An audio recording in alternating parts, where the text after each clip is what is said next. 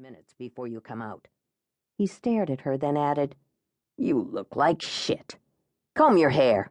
And why are you wearing those heavy sweats on such a hot day?" Once he left, she splashed water in her face and smoothed down her hair. She didn't have a brush with her. No wonder her hair kept falling out. It wasn't strictly poor nutrition. He kept pulling it. He even did it when other people were around. He always laughed, making it seem like a game. She walked to the street behind the school.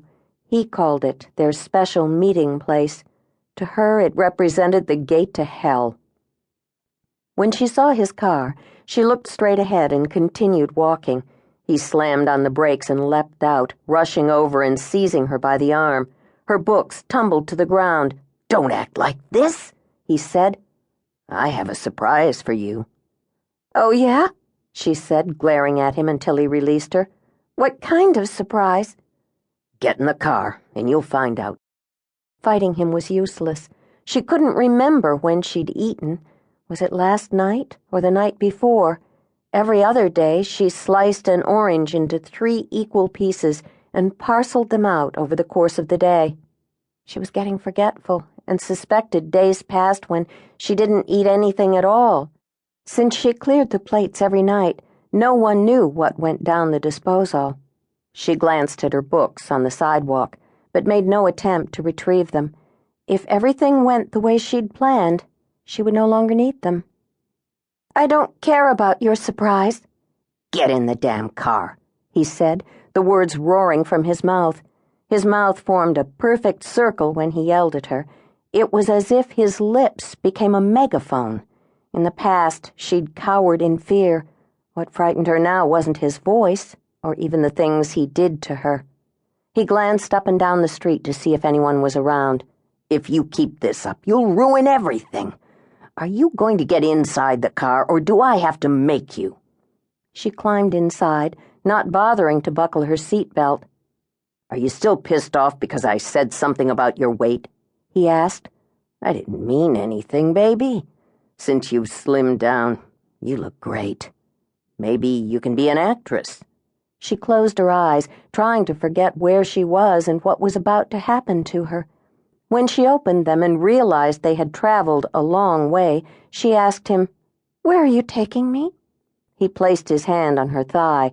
She was wearing 2 pairs of sweatpants, so all she felt was a small amount of pressure. Even that repulsed her. She scooted closer to the door. "The least you could do is smile," he said, placing his hand back on the steering wheel. "You look so pretty when you smile." He turned into a parking lot and parked the car. "Is this your surprise?" she asked, looking up and seeing a motel sign. He pulled out a key and jangled it. "When we get to the room, I'm going to make you feel like you've never felt before." She'd already accomplished that without him, although she knew he was referring to sex. Starvation was interesting. Something new happened every day. That is, as long as you didn't cheat. But she was long past cheating.